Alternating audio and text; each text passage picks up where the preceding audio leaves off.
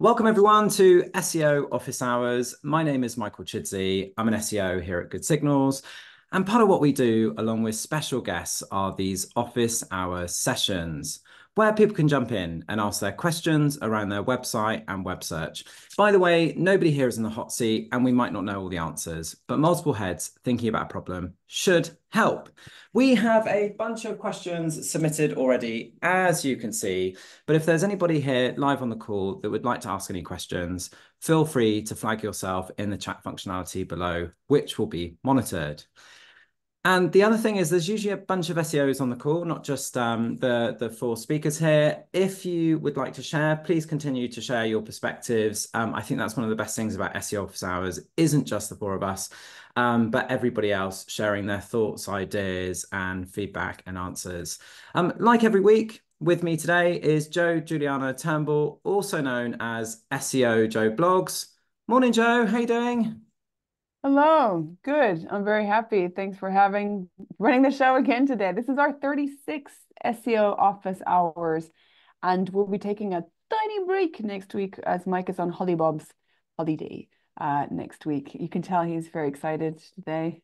And yeah, thank you, Mike, for the little intro. So I'm Jo Juliana Turnbull. I run a remote digital consultancy business called Turn Global, and we also do events. And actually, it's called and it's Search London. But we have the online version, and we also have the Barcelona version. And tonight, we have our Search Barcelona dinner, and we also have one next Tuesday as well. For some of those that are dialing from Barcelona, today they will be coming, and we'll be doing an online version in September.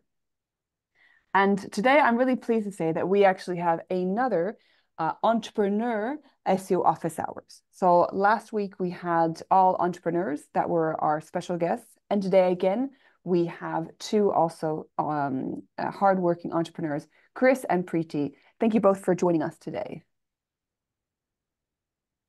Thank you so much for having us. And Yeah. Preeti and, oh, sorry, Chris. No, just saying good morning to everybody, or Yeah. good afternoon. Yeah, and thank you very much for also, they're very active in the chat. They've also joined as an attendee. And I'd also like to say a welcome to everyone that's joining us live. Hi, Simon, Frank, Umama, Chad, Uzair, Walid, Jane, Vicky, Benjamin. We have Jordan, Rob, Neil, Albert, Ulwa, Tobilo, Nishant, Daniel, Ikra, Emily, Max, and Ian, Mary, and everyone joining us today. Thank you for coming to our 36th SEO office hours. So before we get into the questions, I'd like to give a brief intro to our special guests. So Preeti is joining us today, dialing in from India, and she is the founder and SEO consultant of Pact, and they help websites that are older than 2 years to improve their web presence through user-friendly SEO. This also includes, of course, having great content, user experience, and a great brand. She is very prominent in the SEO community. She's also very active in Women in Tech SEO. She featured on the SEO Mindset podcast. She's going to speak at Bright Locals SEO for Good next month in September. And she also organizes the India meetup in Women in Tech SEO. And of course, she's also featured in many other of our search industry publications like Search Engine Land, Roundtable, Women Tech SEO, Moz, SEO FOMO. So please connect with Preeti. I will share her website and also her LinkedIn profile as well in the chat. Welcome, Preeti, to SEO Office Hours as a special guest. Thank you so much. And thank you very much to Chris for joining us. Chris has worked online for over a decade, optimizing his websites for clients, for performance, and also for search. He's worked with and consulted businesses of various sizes across multiple different industries, globally and also locally. And he also participated in many SEO and WPO panels. He last appeared on SEO Office Hours, I think it was a few months ago, but he was he's one of our regular attendees. So thank you very much, Chris, for joining us and being back. And I'm going to share your website link and also your LinkedIn link. And thank you everyone for joining us live. If you do have any questions, as always, please do write them in the chat and we will answer your questions. And also when you're watching the recording, if you're not able to join us live, click a like on the video and subscribe to our YouTube channel so you can be informed of all the latest videos. Thank you. Back to you, Mike. Great. Okay. Well, let's crack on. Joe, what does a dinner, Search Barcelona dinner look like? What happens there? Well, actually, we're going to do terrace drinks, so rooftop terrace drinks tonight, and then we'll have dinner just in a local restaurant. It was actually an idea by David, who actually is going to come in and this month. I've seen a lot of people do dinners, and next week we're actually going to do another dinner, but it's in a musical chair. So we're going to change every sort of 30 minutes so everyone can speak to other people. We've got about 20 people coming next Tuesday, and we'll also do a bit of a pool as well. So both venues in the center, so easy for everyone to get to, and just really having a chat and meeting up with other people in digital marketing.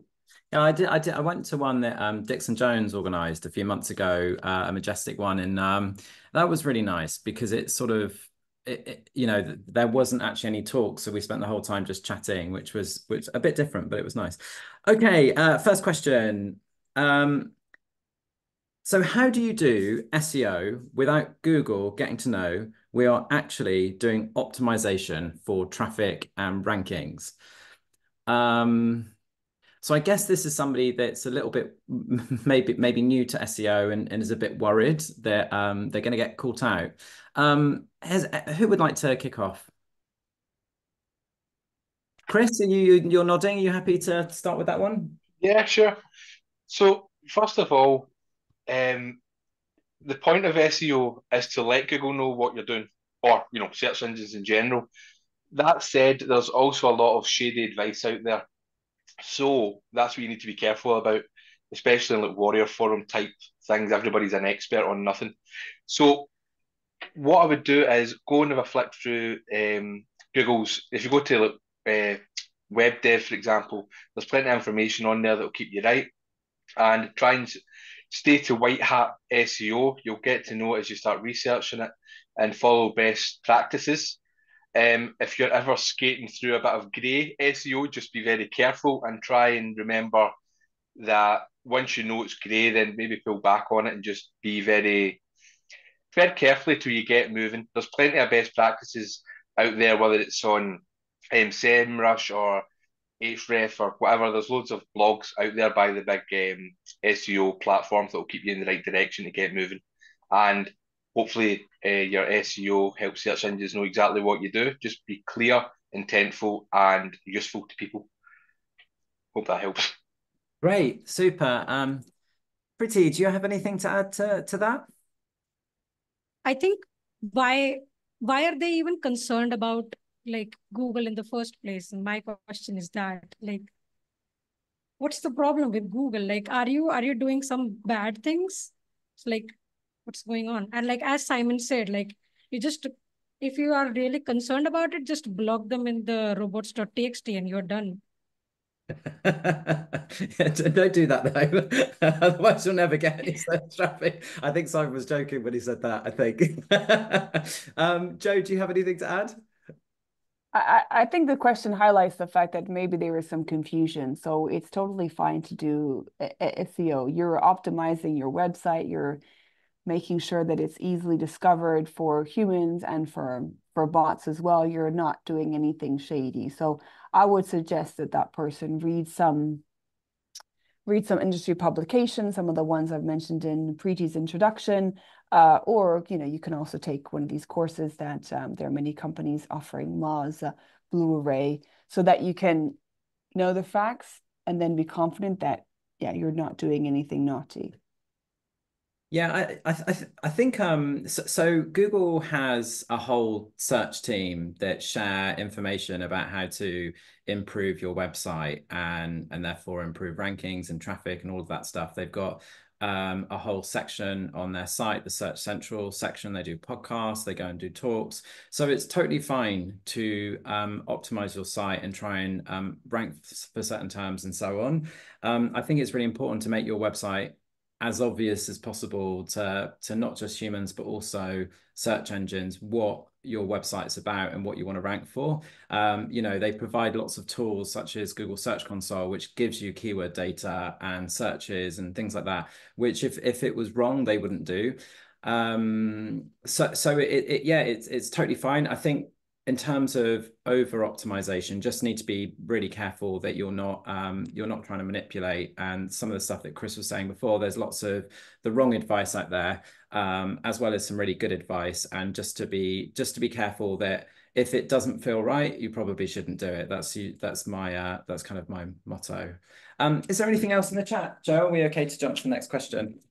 No, that's fine. Let's jump to the next question. I will be sharing some links to the training anyway as we go through the session. Super. And I can see you put Blue Arrays Academy there, which is I've heard really good things about. I've done their technical SEO course just for a blast to see what was in it, and I've been doing technical SEO for years. It's brilliant, so I recommend that to anybody. Yeah, it was really good. Well, this week, actually, by the way, we're not sponsored by Blue Array, but just to keep going on them. This week, they opened up they have a newsletter, and the whole company meets on a Monday at 12 to basically talk about what was in the newsletter, and somebody presents it, and they opened it up to others. So I joined it this week, and it was really fascinating. So if Simon highlights that again on LinkedIn, I definitely recommend it because it's a good way of just kind of keeping up to date with what's happening. Okay, next question. I have a travel website. On this website, I have a dedicated landing page for a specific attraction. For example, it's a landing page for a baby-friendly restaurant in London, and it has text, it has images, etc. I also have a blog post about the best baby-friendly restaurants in London. So, for example, the top 15 baby restaurants in London. Is this considered duplicate content? Chris, you're smiling. Are you happy to? Oh, sorry, Preeti, go for it. You put your hand up. Very, very polite. You go first, then. Thank you. I don't think they are duplicate content per se, because if you think about it, like I want to understand if this particular page that you said is actually just for one single location, or is this for like does this have like a category page, or it has a lot of locations going on? But if it is just for a single location and the blog post is a listicle article, I don't think that would cause duplicate content issues. And even if it is, I would try to understand what is the goal behind both of these pages. What do you want to do with them? And if you don't really see any like value in the listicle page, then you might want to like remove it, or just add canonical to either one of the pages that you want to like make the main page. So yeah. Great. Chris, do you have anything to add? Well, first of all, great answer. The canonicalization of it's definitely the way to go if you're worried about it. In terms of duplicate content, it may and it may not be. It depends how you're using the pages, what's on them. There's a certain amount of leeway with duplicate content for obvious reasons. It's really just there to stop, so it's not confusing search engines. So what you have to think about is there, what's the intent? Is the intent different? And are you using the same text on both? If there is there any actual duplicate content, is there keyword cannibalization going on?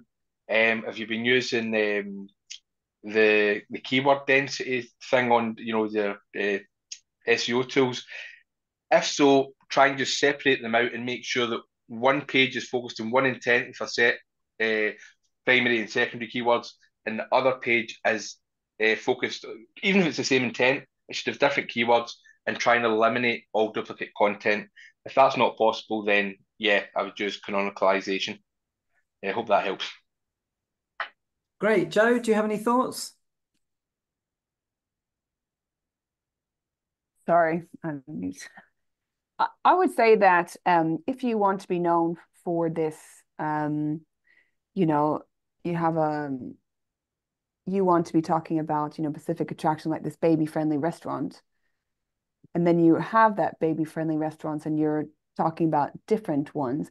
I wouldn't necessarily it's duplicate content because you're actually, sharing other ones. You may actually want, if you want to actually focus on baby friendly restaurants and you want people to actually come to your site to find out about that. So actually having a blog post sharing other, baby friendly restaurants in London, which you update regularly, should in theory help you to be known for baby friendly restaurants. You may also want to expand into toddler or child friendly restaurants as well. Great. So I've done quite a bit in travel, and this is something that comes up again and again. I agree with everybody, and in my opinion, the intent is different. If basically for the one that just has the specific attraction or venue, to me that's somebody that gets to that page is looking to find out whether that specific venue is baby friendly or not. Whereas actually the intent of somebody that would land on the blog post is looking for baby-friendly restaurants in general across London. Mm. So therefore, I think the content would naturally be different, and you're serving two different users there. So I personally don't think it is duplicate content. However, if it is sort of like for like, I would do, what Preeti said about using something like Rel Canonical. But to me, it feels like a different, you're answering two very different questions there with that. Very, very specific though, isn't it? Is this It, particular restaurant baby friendly? But a lot of websites and stuff don't cover that. Like I've got a dog, and wanting to find out whether places are dog friendly or not, it doesn't always say. So it's really, really quite handy. Yeah, I and I think think as John said as well, he said that the blog can help prop up the venue page with internal links. And Simon said if it's not an exact copy, then it's not a duplicate, but add links between the two to reinforce each other. And actually, if you writing content on a blog and you want to be known for baby-friendly websites, baby-friendly website, your blog can sometimes help customers to find you if they don't actually know your website stuff. Many times I've actually gone through an article that company is talking about, a blog article where they're highlighting some of their key aspects rather than getting to their product page. So the blog is a great way to actually draw in more attendees, get wider visibility. Mm-hmm. Chris, yeah, and And I it's also think that, oh, go I for it. should go ahead. So, so I was just saying that if it is, if even if both are like exact copies of each other, if if they are not spammy enough, then I don't think that they are would be considered duplicate content, I guess, because like they are duplicate because they are exact same. But if the intention is not spammy, then I don't think that because I have seen people talk about the duplicate content penalty thing. So if the intention is not spammy, then it would not be considered for duplicate like penalty thing because there isn't any. Great. Chris, were you going to say something? yeah. So what you were saying with intent is bang on, and it can really help boost each other. And even if you're trying to tell people, you're free, you're able to go to these restaurants to have your kid with you, because let's face it, kids can be a bundle of unpredictable joy sometimes. And it's good to know that you're going to be in a space where you're not going to get food lobbed at you. And knowing those restaurants gives you a unique opportunity to break down into those restaurants and get backlinks, hopefully from them, and vice versa. In terms of the duplicate content,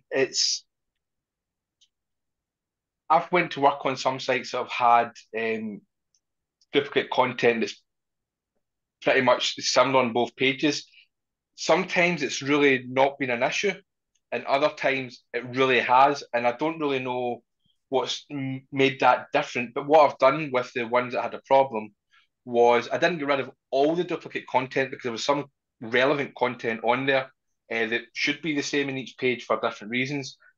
but by making sure that they're both serve a different purpose really helps, because if it's the same thing, then it should be in the one page, because that's the point of the page. So even if it's the same intent, the point of each page should be different. And when you're worrying about duplicate content, you don't need to go through it with a fine tooth comb. Just read through it and then read through the other one and take notes. It's not honestly not that hard to do. Just need to pay a little bit of attention. It won't take long to double check, and it will be a simple way to adjust and just check for keyword cannibalization if you're indexing both. Yeah, Back to that.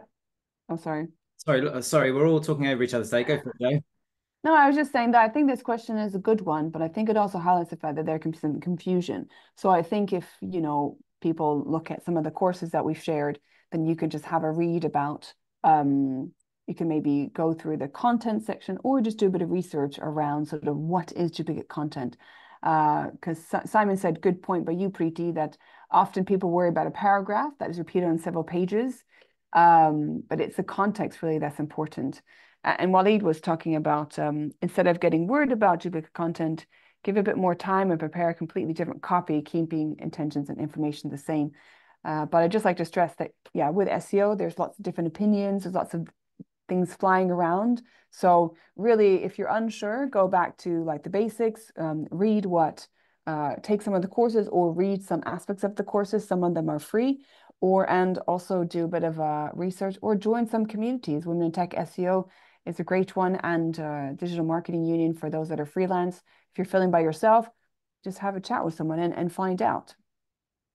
Yeah, it's when you look at the search results across the travel industry, this is quite common in terms of blog posts where there are companies or websites like Time Out, Culture Trip, and Design My Night, where they basically create a ton of blog posts for things like, top sports bars in a city, top rooftop bars, top cocktail bars, top places for brunch. And they often have the same venues or similar venues, and they just kind of mix and match.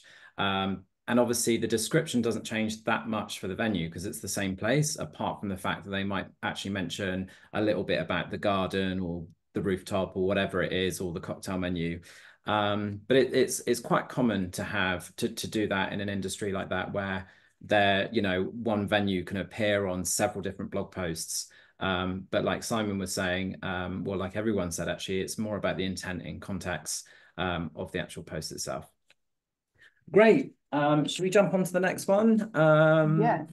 Okie dokie. Right, we've got well, this one's actually not that dissimilar, so maybe we'll jump to this one instead. We sell the largest range of board games. The homepage appears to outrank the all board games page and gets the traffic for non-branded terms in organic search. Is this a case of trying to optimize a page for terms that the homepage already ranked for?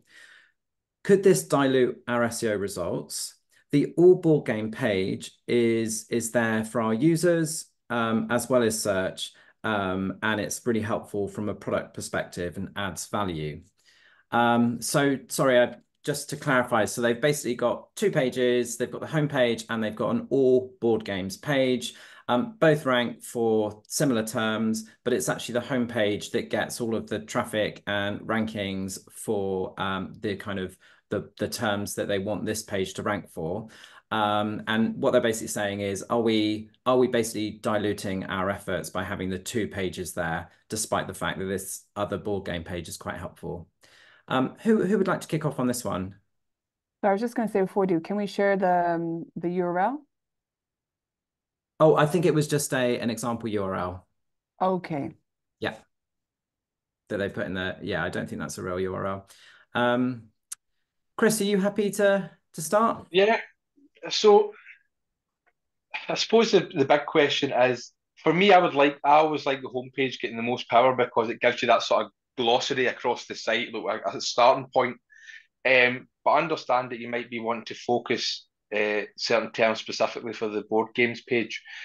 In terms of diluting, as long as you're not targeting the same keywords for both pages, then it shouldn't. If that is the case and you're ranking for both, which sometimes happens, then that's great, in my opinion, you might not want to rock the boat.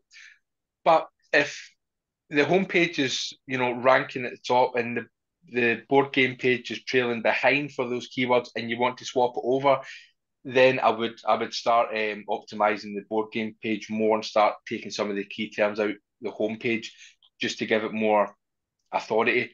And once that gains a little bit more authority, you can start putting more descriptive stuff in the homepage to pull them to it as well.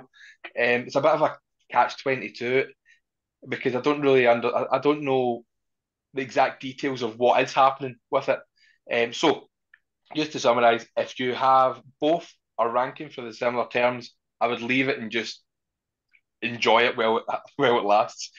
If you are getting if your homepage is the most important, which I always go for the homepage first because it's the starting point and it really does make a difference. Well, my opinion makes a difference. Um, if it's really important to go for the board games more than the homepage, then yeah, just strategize. Strategize always sounds like a bad word because people think about it as a big plan, but a strategy is simply just finding out the hurdles that you've got and how to overcome them, just finding solutions to those small problems. So it doesn't have to be a big over the top strategy. Just figure out the key terms that's important for the board game page, optimize that page for that, and start removing any cannibalization and or any possible duplicate content on the homepage, and that's hopefully divert traffic towards the page you're looking to get it to. I hope that helps. Sorry, it's a bit vague, but it's hard to define it without the other details. Preeti, go for it. What I think is that the homepage is taking a lot of authority from the category page. I think the best thing here one can do is internal linking and try to like better internal link the category page, because it feels like that the backlinks and internal linkings are more pointing towards the home page and not the category page. So I would just try to do the whole internal linking for just the category page so that like it gets distributed. Apart from that, I don't think there is much to do here. As like Chris already said, like a lot of great things. I'd like to emphasize what Chris said at the beginning. Like, it's great that you can have, both pages ranking, I don't think that's something that is going to stay forever. But what it would be good is if actually you use your Google Search Console and you can see what terms are ranking for that category page against what terms are ranking for the home page. And then you could build on that. Because yes, it's a board game site. So without knowing more of the details, perhaps your board game main page could be about, board games and sort of like the board game competitions. There's a big community about people that play board games. So you may want to focus more about that. And they do like competitions as well.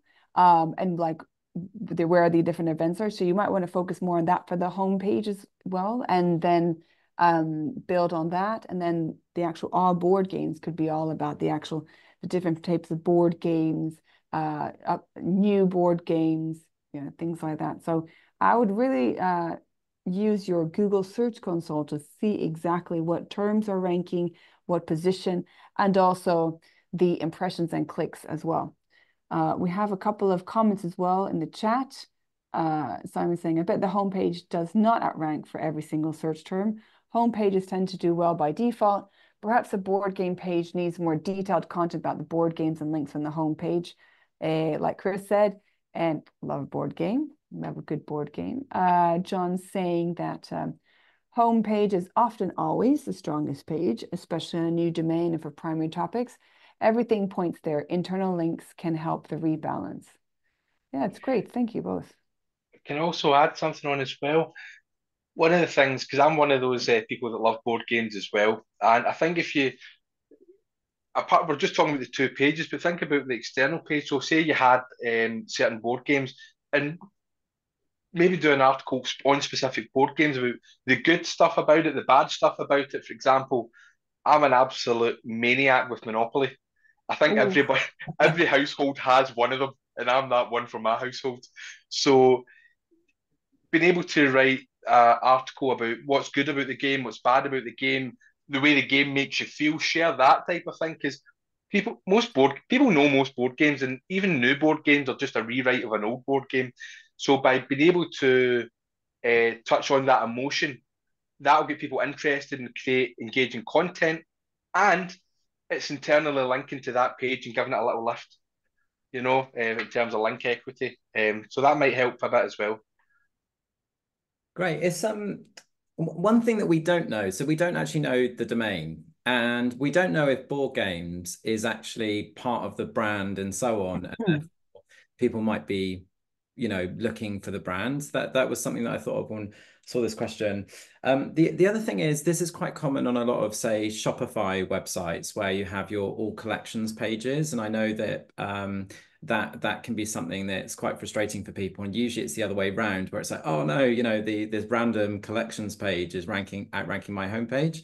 So yeah, so sometimes I've heard of it go the other way. I think the thing with a homepage is it's also usually the best of. It's particularly if you only focus on something as specific as board games, and maybe maybe Google has decided that people are happier, or that they're more satisfied with your homepage because you're showing maybe the sort of best of the top 20 games versus, say, the top 100 games, where actually they're getting lost in that. So it could be that your homepage is just better, and satisfies the users more. I personally would say, though, in the grand scheme of things, it's not that you're not ranking. It's basically that you've got a page that that maybe the homepage is outranking this all games page, but as long as they can get to where they need to, I wouldn't change things too much if it's working.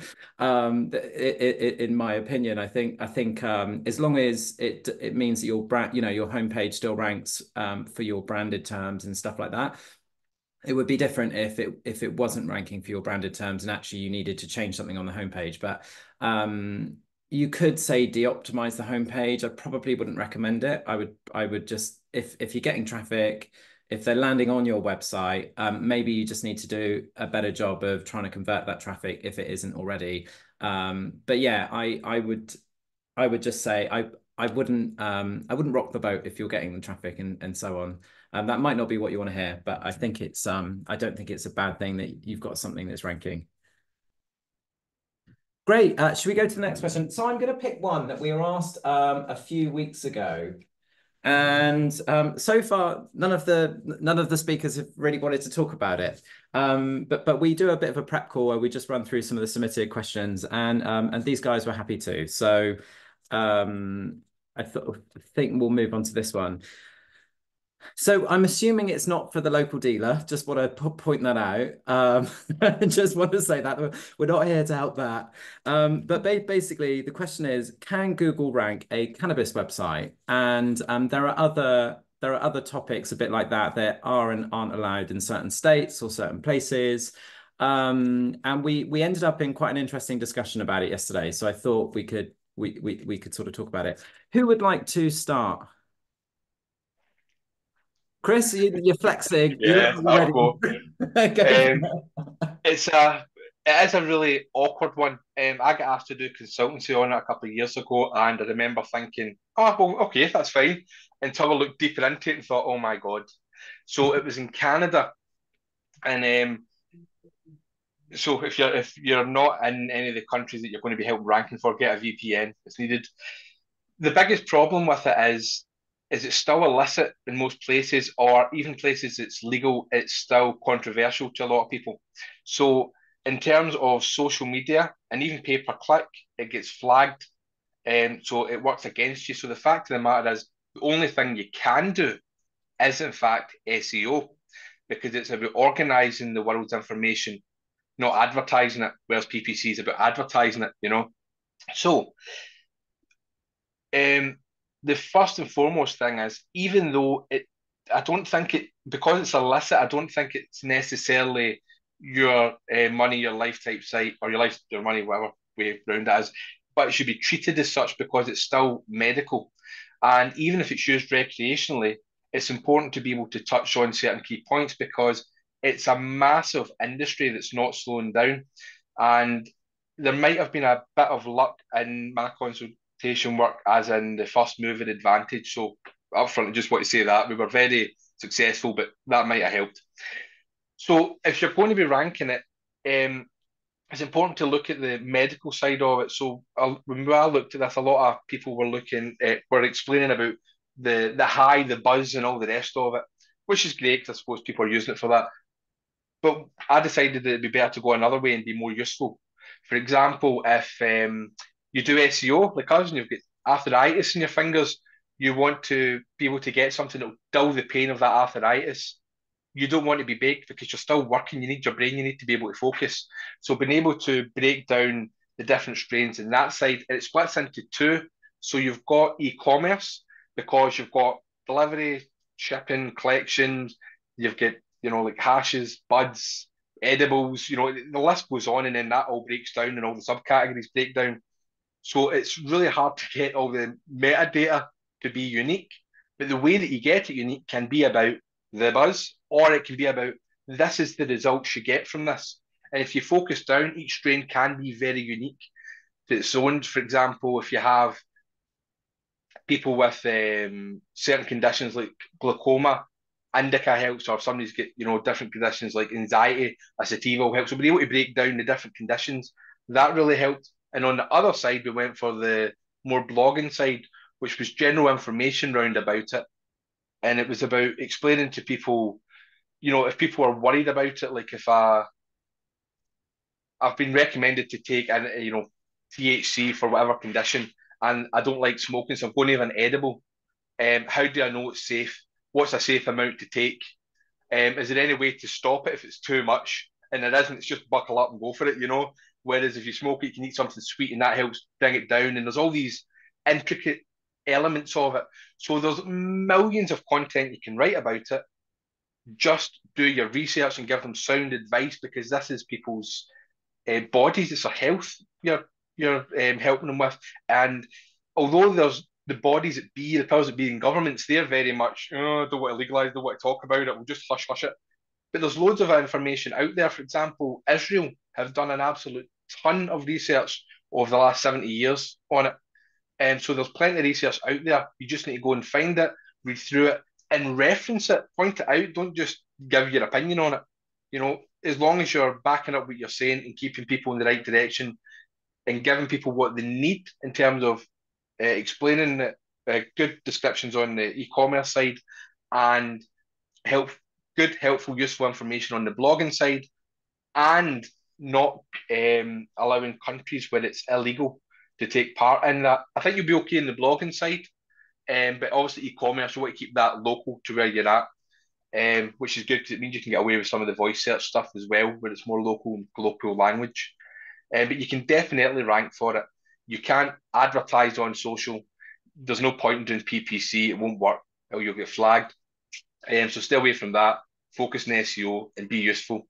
And of course, if the person who asked that question is on and you're stuck at any point, my LinkedIn's been shared. Feel free to get in contact if you want any consultation, because I appreciate it's quite it's a weird niche to get involved in to understand, and it definitely, although I enjoyed it being a musician in my teenage years, I didn't understand quite how deep the rabbit hole went until I got into it, and it's a fascinating subject, and I loved it. I really enjoyed working on it. I learned so much, and I think you need to be like that with it because there's so many people trying to rank for it, but I think they're all trying to rank in a different way. It's like you see, like in California, the wrappings is all like a bit like vapes, all colourful and fruity, and it's aimed for kids. Whereas people that are doing medicinal stuff, it's like, yeah, we don't want to really go down that route. So all these small things make a big effort when you're marketing it. So I'll stop there because I could go on all day. You've probably gathered about it. If anybody wants any help, feel free to give me a shout on it, and I'll help the best I can.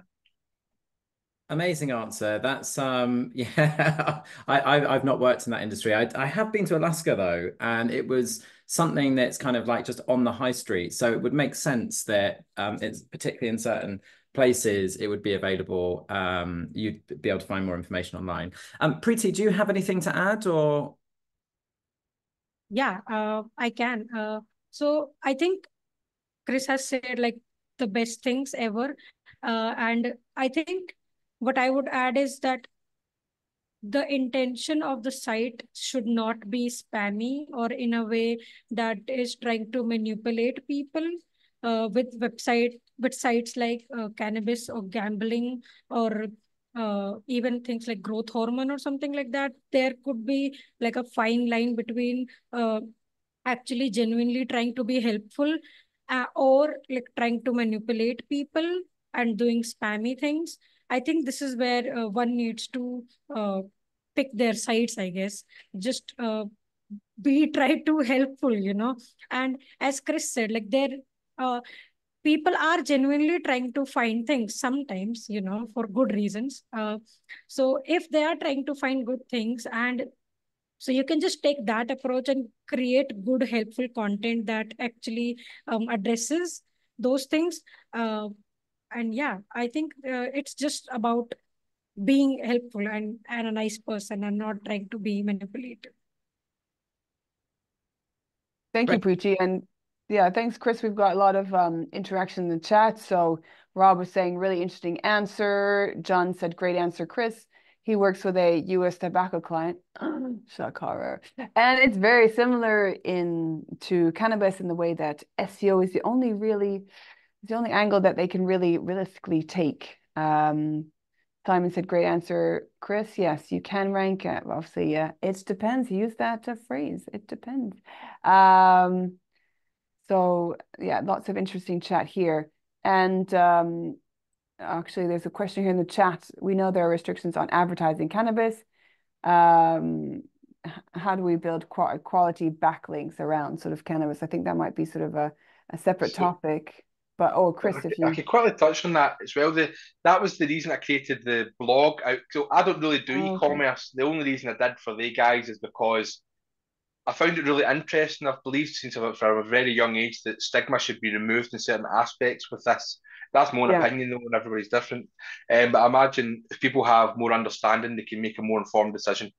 So when I helped with the e-commerce side, really, so I could get into the website optimization on the blog side, and it was all about getting the quality backlinks. The fact of the matter is, a lot of people don't understand this still. So, say someone's kid's epileptic and they're getting medicine, it's like, I want to drug my kid. So they'll say, okay, well, I'll check and make sure that this is okay to give my kid this cannabis oil. Is it going to hurt them? Is it going to be in danger? And if you're writing a genuine article, backing it up by research, then other companies want to use that. People search it. For example, in the UK, it's still illegal, but there's certain gaps in the NHS for very, very unique conditions and situations in which they'll prescribe certain types of cannabis. Now, it's very rare and very unique, but even at that, there'll be people in the UK who want to know this information before they go and try and go down that route. So create quality content around it, and there's millions of these questions that can be touched on in the industry, and that will give you ammo to create backlinks. So you don't go and buy backlinks for this. That's crazy. You don't need to. All you need to do is write good quality content that's helpful, useful, and explain. I hate people telling the others to educate people and all that nonsense.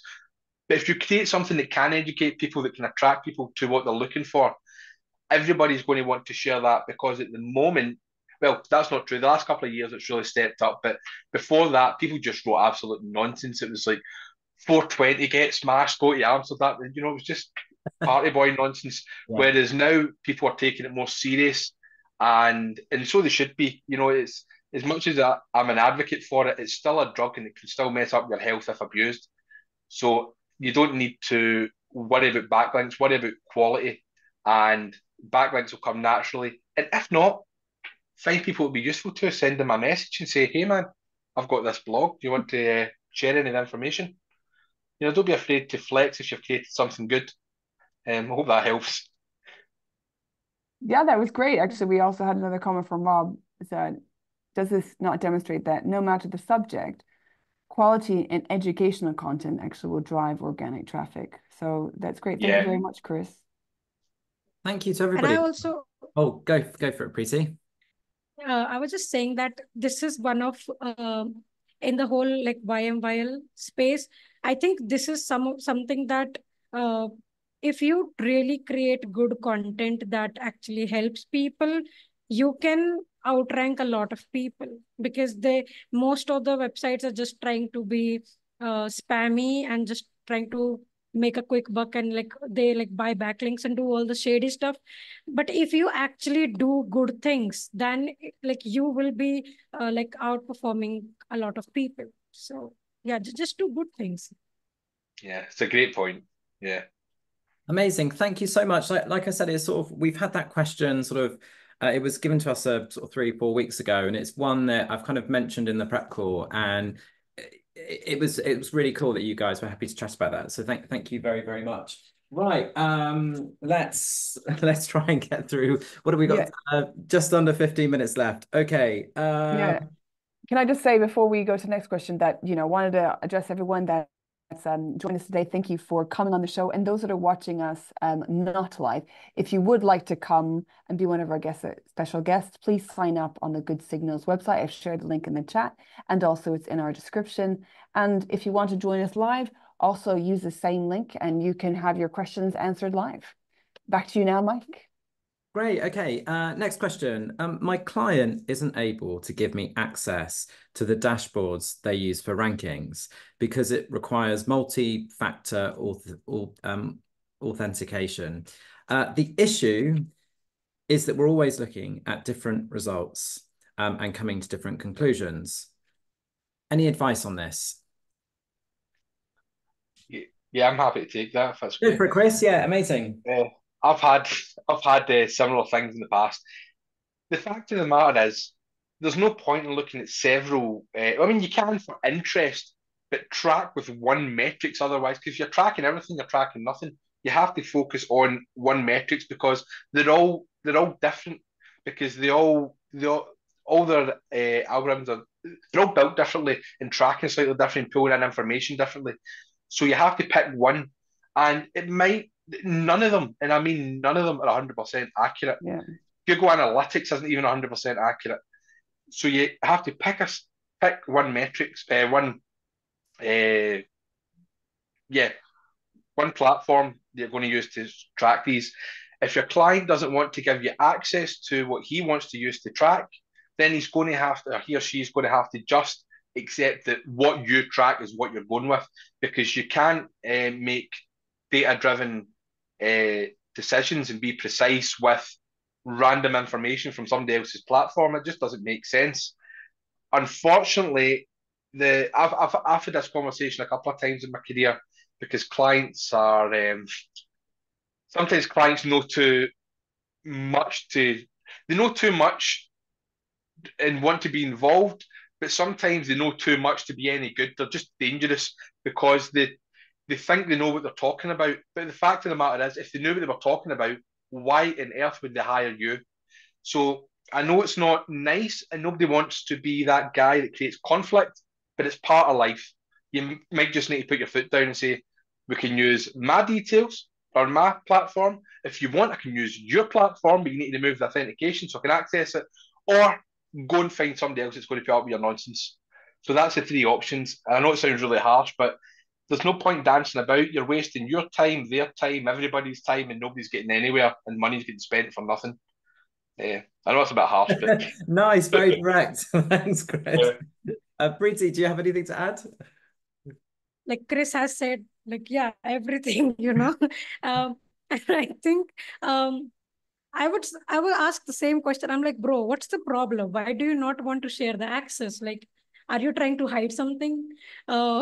So yeah, and even if like as like Chris said, like just choose one single platform and like make it the default one from where you and your client all are doing their like looking at the metrics and stuff like that.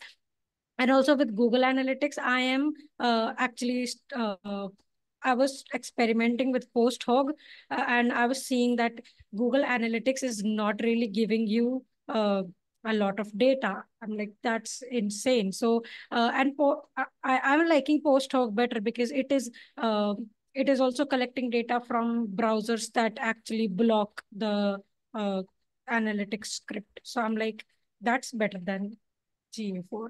But that was a different point. The main thing is that just choose one tool and stick with it.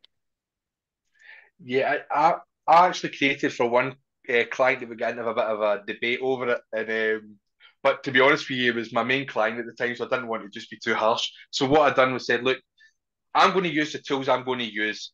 I'm not giving you access because they're my tools. They cost a fortune. It's for me and my team. So here's what I'm going to do. I'll set you up with. I used to do reports with all Google Analytics and not really bother with Looker Studio because I get a bit OCD in Google Analytics sometimes. So what I done is I took the key metrics, I made a wee Looker Studio thing, and you could go and check out the details. Once a month, I'd send them a report with the fluctuation in ranking according to my system. And then once a quarter, we'd sit down and we'd go through them with a fine tooth comb, and I would explain why things are moving the way they are and what's been done and how it's been affected. Some people want to be involved, but there's a lot of work to be done. So one way that's good to get around this is to say, look, you can either pay me this money and slow me down and I can explain all this to you and we can move back and forward and get nowhere, or you can let me go and do my job and I'll explain why it's working because it's an ongoing process, and if it doesn't work, there's no point in paying me. I have to justify my payment here, which means I'm moving in a very specific direction, and I'm happy to explain how that's happening, but it can't happen on a weekly basis with random platforms. And it does help, but you need to give them something. So even if it's just setting up Looker Studio for them with metrics that maybe helps, that's focused on their business KPIs, or even certain things, conversion or certain buttons or page scroll, whatever it is, that normally helps them appease them a little bit. And if that doesn't appease them, then yeah, sometimes you just need to prune your client list. Very direct. I like that, Chris. We've also had Waleed say, leave him. Simon said, track trends and non-SEO KPIs and get a new client. Daniel saying that sometimes the clients are like that, but you can ask for regular reports from their dashboard, like rankings and other key metrics. I would, if you have the opportunity to work with another client and you've already said what Chris and Preeti have said, I would actually, maybe part ways amicably. Otherwise, then I would actually try and do something like a Google Looker Studio report and pull in data if you can have access to maybe the data stream into Google Looker Studio. That should be a one-time verification. So yeah, we've got that. That's a lot of chat there, and just 7 minutes left, Mike. I know, right? Office hours. So I'm just going to jump on the other side of the fence with this. And controversial. I think it's good that they're using some form of tool, because I work with a lot of people that are not informed, and actually at least they're looking at something and trying to make decisions based on that. And so what I would basically suggest if I was in this situation is do a screen share with them and have a look at what they're actually looking at and see if you can basically replicate whatever they're doing somewhere else. So whether it's through Looker Studio or something like that, but just to get an idea of is what they're looking at accurate in the first place, and how does it compare to your data? Because if it's not, often, sometimes with analytics, if it's not firing on every page or something like that, it's not unusual to be looking at different data points. So that would be my first thing. The second thing is I'd make it really clear to be very careful with these rank tracking tools and the kind of visibility scores they give or things like that, because you can sometimes get carried away with those kind of metrics. And actually what really matters, in my opinion, is people getting onto your website and also buying from you. And you can go down rabbit holes with that. I've had it many times myself where clients have sort of brought up these rankings, and I've then put sort of organic traffic next to them, showing that actually it looks like that's dipped, but actually you've got more traffic than you had before. And, where are you getting these rankings from? What locations and all of that stuff. So I think part of it needs to educate. Sorry, Chris, were you going to say something? Yeah, it was just to touch on your first point there. When I'm working with someone, one of the questions, I think everybody's got a question list to give a new client, is are they tracking any keywords? What are they keywords? Why are they keywords? And so you can remove the nonsense. You know what you can trim back on. The keywords are important to them. You should be tracking that anyway. Actually, just keep them in their own wee folder. And I'll put notes next to them for what pages and stuff, but they're in their own wee folder. And if I want to remove them or anything, I go and have a conversation. I don't just trim it off because someone's done work on it and it might be working for them. And it's not all about high traffic; it's about converting traffic, because you can get 100,000 people to a page that do nothing or 10 that take action. So figuring out what the client's actually looking for helps, and understanding their keywords helps you understand what they were trying to do in the first place. So that's a good point, Michael. Yeah, and then so I had that, so about traffic and data and educating them. And ultimately I think I agree with what you've said. At the end of the day, you're the expert, and you're the one that really, when it comes to SEO, needs to make those decisions. So hopefully what you're tracking is accurate and you can do something with. I think one thing is to be careful that you're not reporting for reporting's sake, and actually if it doesn't quite match up, as long as what you've got matters and that you're the one making recommendations, then the client can go off and compare what you've said with their tools and share screenshots or whatever it is. Or somebody said in the chat, I think, get them to share reports. That's something with most tools. You can email daily or weekly or whatever reports to whoever you want. So it's I don't think it's a lost cause, but I totally get the frustration if a client's looking at these reports and saying, you should do this or you should do that. Right. We are so running out of time. So we're going to just jump to the last question, if that's all right. Which is, and it's a regular question, and it's, what are you most excited about in terms of SEO? Preeti, what are you most excited about in terms of SEO at the moment? I am excited. I'm excited about the whole things that is going on right now. And I'm also hopeful that people actually start making good content that actually helps users. So, yeah. Great. Chris, what are you most excited about in terms of SEO? Well, I just heard about Search GBT. I don't know much about it. I'm excited to go and figure out how that's going to work, because I heard a prediction last year that ChatGPT might end up taking up to 90% of the internet. Bit far-fetched, I know, but I'm interested to see how much it will, because Bing has risen significantly since I've introduced it. So I'm interested to see what way that goes. And just on that, by the way, we did have a question about Search GPT, and I decided that not to ask it yet, just because people have only just started getting access to it. I'm on the wait list, and it seems the question was just about how to basically rank and so on there, but we don't know at the moment because it's brand new. So I think yeah, I'm going to hold off for at least 3 or 4 weeks. But if you search the hashtag Search GPT, you can see lots of screenshots from SEOs about how they're using it and the results they're getting. Joe, what are you most excited about in terms of SEO?